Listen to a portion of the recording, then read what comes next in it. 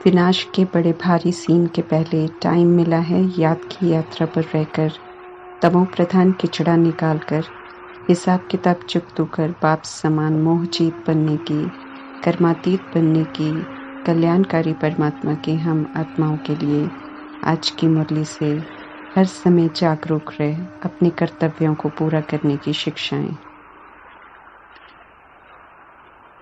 मैं निराकारी आत्मा हूँ, सतोगुणी हूँ की स्मृति दिलाकर देह अभिमान की दुनिया में परमात्मा देह अभिमान के मैंपन से बाहर निकालते हैं और शरीर में रहते सतोगुणी निराकार स्थिति का अभ्यास कर उस स्थिति को अनुभव कर मैंपन को समाप्त कर निरअहंकारी बनने की समझ देते हैं। देह का मैंपन महीन भी है और सुंदर धागा भी है जिसके अहंकार में आत्मा बंधी हुई है। देह का मैंपन अहंकारी है, उल्टा रूप है, आत्माओं का नाम मान शान का प्यारा बनाता है और परमात्मा से दूर कर देता है, बंधनी आत्मा बना देता है और परमात्मा का प्यारा बनने नहीं देता। बंधनों की दुनिया में रहते हुए निर्बंधन बनने के लिए या बंधन मुक्त बनने के लिए परमात्मा समझाते हैं कि पहले निराकारी स्मृति के आधार से निराकारी स्थिति में स्थित होकर फिर साकार में अर्थात देह के पाठ में आओ।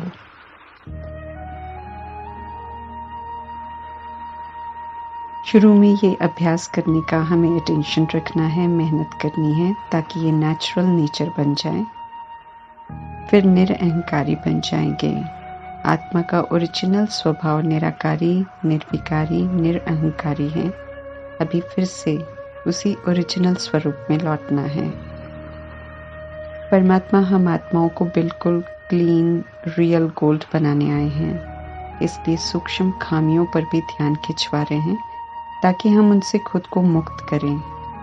परमत सिर्फ पराई मत को या दूसरों की मत को नहीं कहते हैं, बल्कि परमात्मा इसे और स्पष्ट कर रहे हैं कि किसी की भी बुरी बात सुनकर या किसी की कोई अच्छी बात सुनकर अगर हमारे संकल्प में भी उनके प्रति घृणा का भाव आ जाता है तो ये भी परमत है, अर्थात हम किसी के अच्छे व बुरे के प्रभाव में आ गए। ओरिजिनल में आत्मा न किसी के अच्छे न किसी के बुरे के प्रभाव में आती है, न्यारी प्यारी रहती है। ऐसा न्यारा प्यारा बनना है। परमात्मा किसी के भी प्रभाव में नहीं आते। प्रभाव में आना माना हिसाब किताब बनाना। अभी हमें किसी के भी साथ फीलिंग, लगाव, प्रभाव, दबाव में आकर कोई हिसाब किताब नहीं बनाना है। विनाश सब कुछ के अति का परिणाम है, इसलिए विस्तार के विनाश को रोक नहीं सकते हैं, लेकिन विनाश के पहले खुद को सुधारने की, कर्मातीत बनने की, स्वयं को सारे बंधनों से मुक्त करने की समझ मिलती है। मधुबन अर्थात जहाँ परमात्मा आकर ब्रह्मा द्वारा पढ़ाते हैं, वहाँ परमात्मा द्वारा रचा हुआ ईश्वरीय परिवार होता है, जहाँ ज्ञान का लेन देन होता है। ऐसी जगह पर जब सम्मुख जाकर ज्ञान सुनते हैं तो बहुत अच्छा लगता है। उसमें भी जब परमात्मा कहते हैं कि तुम मेरे बच्चे हो, तो इन शब्दों से परमात्मा प्रति बहुत आकर्षण होता है और समीपता का अनुभव होता है। हमारे तीर्थ न्यारे हैं। संगम युग में हम अविनाशी आत्माएं रूहानी यात्रा पर रहते हैं। ये यात्रा न्यारी है, बुद्धि से करने की यात्रा। ये यात्रा निरंतर चलने वाली है और जब तक संगम युग समाप्त न हो जाए, जब तक इस मृत्यु लोक को पार न कर लें, तब तक ये चलती है। जिस्मानी यात्रा की तरह इस यात्रा पर कहीं रुकना नहीं है और वापस भी नहीं जाना है। वापस आना माना मृत्यु लोक अर्थात पतित दुनिया में वापस आ जाना, फिर से पतित बन जाना। अविनाशी रूहानी यात्रा करते हुए जैसे जैसे स्थिति श्रेष्ठ होती है, तो दृष्टि वृत्ति अपने घर परम धाम और सूक्ष्म वतन की तरफ होती है। बुद्धि से वहाँ की यात्रा भी कर सकते हैं, अनुभव कर सकते हैं कि सूक्ष्म वतन और मूल वतन कैसे होते हैं। प्रभु मिलन मना सकते हैं। परमात्मा सभी को ऑफर करते हैं ऐसा अव्यक्त मिलन मनाने के लिए। रूहानी यात्रा अर्थात देह की भान से परे की यात्रा, परमात्मा के संग की यात्रा, इसलिए लकी स्टार्स कहलाते हैं। समझ मिली है कि हम आत्माएं एक्टर्स हैं, भिन्न भिन्न शरीर रूपी कपड़ा लेकर कई जन्म लेते हैं और पाठ बजाते हैं। जैसे जैसे आत्मा की विकारों के कारण शक्ति घटती है, 5 तत्वों की स्थिति भी बदलती है, तो आत्मा को शरीर रूपी कपड़ा भी पुराना अर्थात रोगी, कम आयु वाला मिलता है। सतोप्रधान तत्वों से बना हुआ सतोप्रधान शरीर नया कपड़ा कहलाता है। जैसे लक्ष्मी नारायण नया शरीर रूपी कपड़ा पहनते हैं। निरोगी कंचन काया होती है, पवित्र होती है, इसलिए यादगार में इन पवित्र आत्माओं के जड़ चित्रों की भी पूजा होती है। हर किसी को इजाजत भी नहीं होती उनके जड़ चित्रों को हाथ लगाने की, दूर से दर्शन करते हैं सब। आज के मनुष्यों के शरीर रूपी कपड़ों की तुलना को देवी देवताओं के शरीर रूपी कपड़े से करते हैं, तो अंतर स्पष्ट होता है कि अब के शरीर पुराने हैं, क्योंकि आत्मा भी देह अभिमान के कारण पुरानी हो जाती है। अभी परमात्मा पुनः आत्मा को पवित्र बनाने की समझ देते हैं। पवित्र बन जाएंगे, दैवी गुणों की धारणा करेंगे तो नए दैवी कपड़े पहनेंगे। अभी परमात्मा हम आत्माओं को वाइसलेस भी बना रहे हैं और गुणवान भी बना रहे हैं। रावण राज्य में हम सब जीवनबंद जीवन जी रहे होते हैं। ये समझ परमात्मा से अब मिलती है। स्वतंत्रता दिवस मनाते हैं, लेकिन आत्माएं परतंत्र हैं, ये परमात्मा समझाते हैं। समझ का नेत्र देकर समझाते हैं कि कैसे पतित बनने से आत्मा अपनी ही कर्मेंद्रियों का गुलाम बन जाती है और फिर कैसे परमात्मा का संग कर पवित्र बन अपनी कर्मेंद्रियों का मालिक बन स्वराज्य अधिकारी बन जाती हैं। अभी फिर से पवित्र बनने का परमात्म कार्य चल रहा है। गुप्त वेश में ब्रह्मा द्वारा ये कार्य करवा रहे हैं और गुप्त वेश में हम आत्माएं भी श्रीमत पर चल ईश्वरीय पढ़ाई कर पुरुषार्थ भी कर रहे हैं, गुप्त माया से लड़ाई भी लड़ रहे हैं और गुप्त रूहानी याद की यात्रा पर रहकर रूहानी कमाई भी कर रहे हैं। आत्मा दिखाई देने वाले शरीर में गुप्त है, स्थूल नेत्रों से दिखाई नहीं देती, लेकिन दोनों शरीर और आत्मा अलग हैं, ये समझ में आ गया है। आत्मा का जब परमात्मा से मिलन होता है तो परमात्मा युक्ति बताते हैं कि कैसे विकारों का रूप परिवर्तित कर उसे सेवा में लगाकर उनके दूषित प्रभाव से मुक्त होना है। जैसे ब्रह्मा का ज्वालामुखी तपस्वी स्वरूप अर्थात शंकर के रूप में दिखाते हैं, तो कैसे विकार गले का हार बन जाते हैं अर्थात सेवाधारी बन जाते हैं। विकारी मोह बदल शुद्ध मोह परमात्मा से हो जाता है।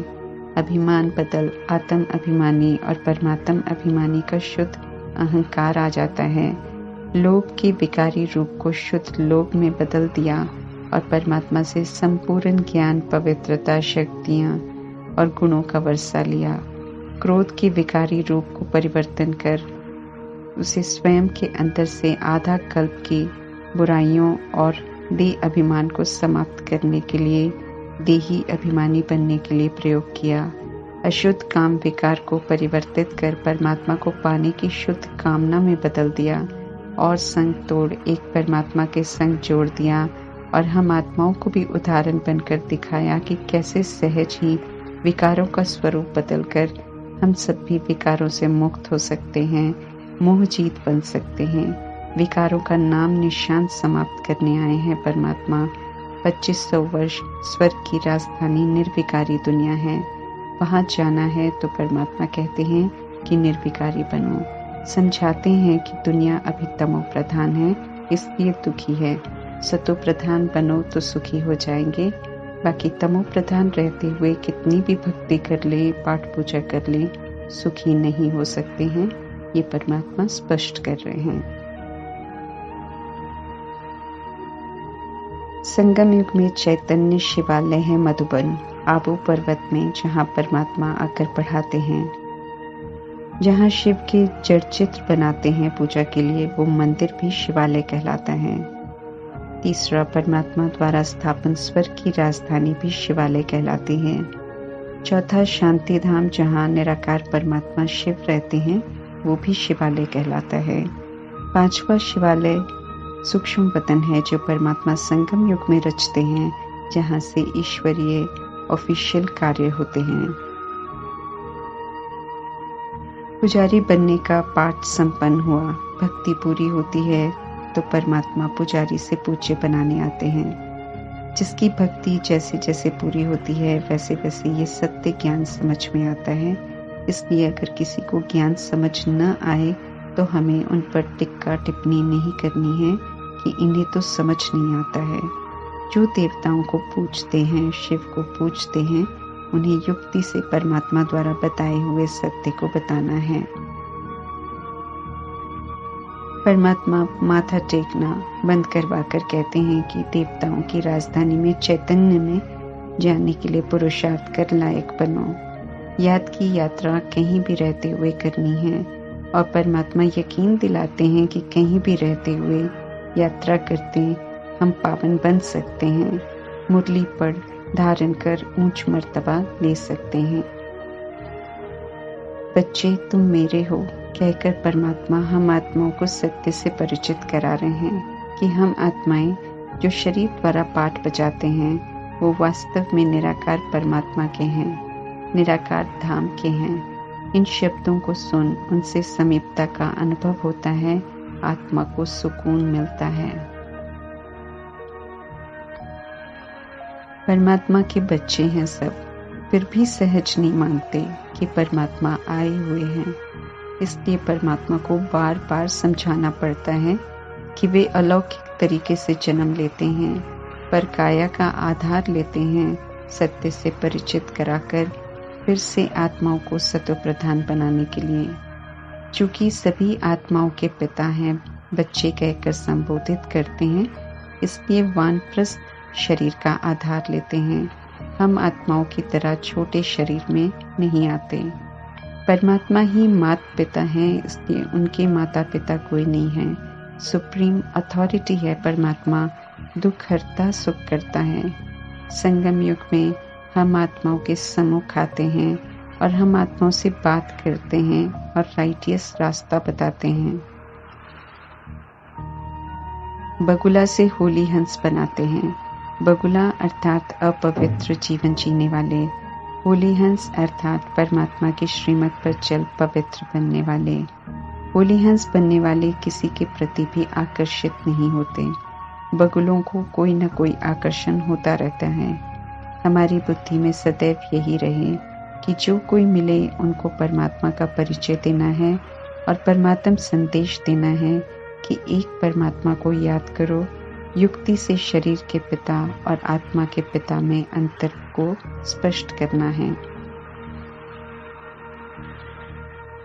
अंतमति सुगति होती है, इसलिए शरीर छोड़ते समय जो मति होती है वही स्मृति में रह जाती है।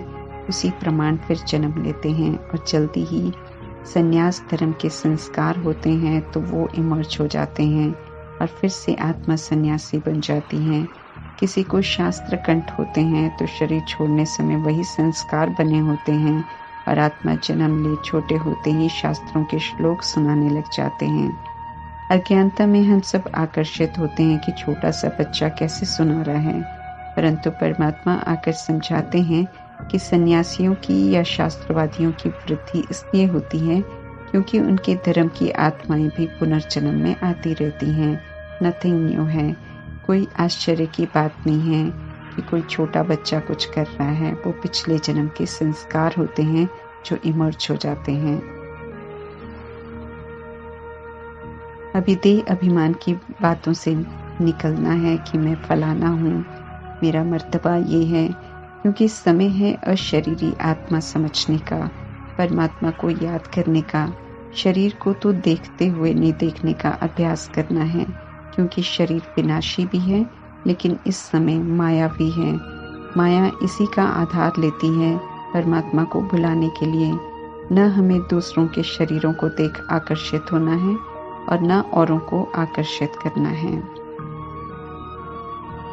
वानप्रस्थी अर्थात वाणी से परे जाने का समय है, क्योंकि ड्रामा समाप्त होना है, विनाश होना है, नई दुनिया की शुरुआत होनी है। विनाश ये नहीं देखेगा कि कोई छोटे शरीर में है या बड़े शरीर में। ड्रामा तो समय प्रमाण समाप्त होगा। जो परमात्मा का बनकर हिसाब किताब चुकतो नहीं करते हैं, उनका हिसाब फिर ड्रामा और समय चुकतो कराते हैं और एक्यूरेट कराते हैं, और फिर सब वाणी से परे शांति धाम में जाते हैं। जाने से पहले हिसाब किताब चुकतो होने हैं। इसलिए परमात्मा स्पष्ट कर रहे हैं कि एक तरफ विनाश भी होता रहेगा और दूसरी तरफ जन्म भी लेते रहेंगे। यादगार के महाभारत में बताते हैं कि 18 अध्याय होते हैं। एक दिन में विनाश नहीं होता।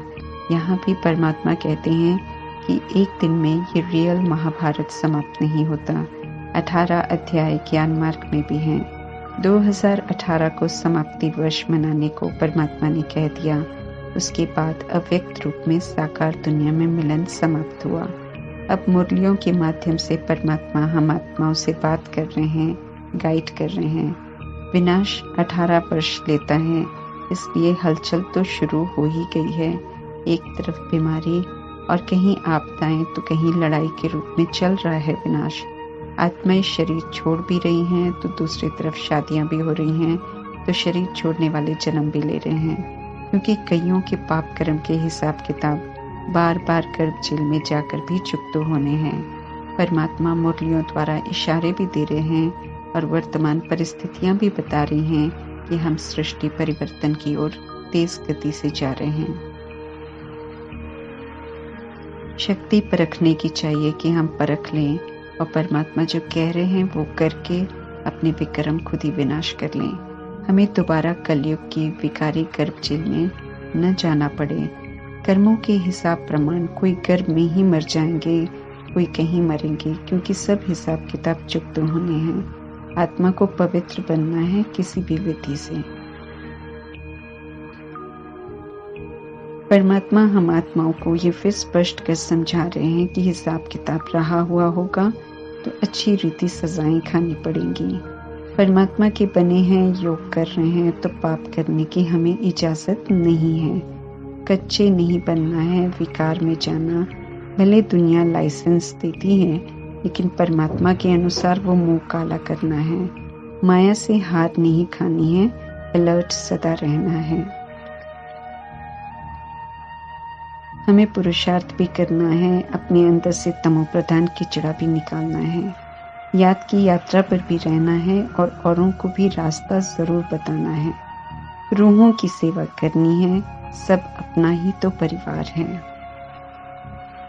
टाइम मिला है योग की यात्रा पर रहने का, यूं ही समय मिलता नहीं रहेगा हमेशा। शरीर तो छोड़ना ही है, कोई सदा एक शरीर में नहीं रहता, परंतु शरीर में रहते बाप समान बनने का लक्ष्य रखना है। कर्मातीत अवस्था बनानी है, इज्जत से जाने लायक बनना है। मच्छरों की तरह न शरीर छोड़ने हैं, न मच्छरों सदृश जाना है। पूरी सृष्टि का परिवर्तन है। विश्व की सर्व आत्माएं हिसाब किताब चुकतो कर शरीरों से मुक्त होंगी। इसलिए अंतिम विनाश का बड़ा भारी सीन है। श्रीमत पर चलेंगे तो भारी सीन में भी एक रस रहेंगे, विचलित नहीं होंगे, विनाश का सेक नहीं लगेगा। कोशिश जरूर करनी है सभी को परमात्मा की याद दिलाने की, उनका परिचय देने की और वर्षे का अधिकार दिलाने की। रूहानी फर्ज है हम सभी का, जिसके प्रति परमात्मा हम आत्माओं का ध्यान खिंचवा रहे हैं कि फिर चाहे कोई माने या न माने, ये उनकी मर्जी है, क्योंकि वे फिर अपने लिए खुद जिम्मेवार होंगे। लेकिन कम से कम उलझने तो नहीं देंगे कि आपने हमें क्यों नहीं बताया होता तो हम भी पुरुषार्थ कर लेते। उलझने अंत में परमात्मा से बुद्धि योग लगाने नहीं देंगे, विचलित कर देंगे। इसलिए परमात्मा की श्रीमत के प्रमाण सभी को दिल से, स्नेह से, मन से, वचन से या कर्म से परमात्म संदेश जरूर देना है। ओम शांति।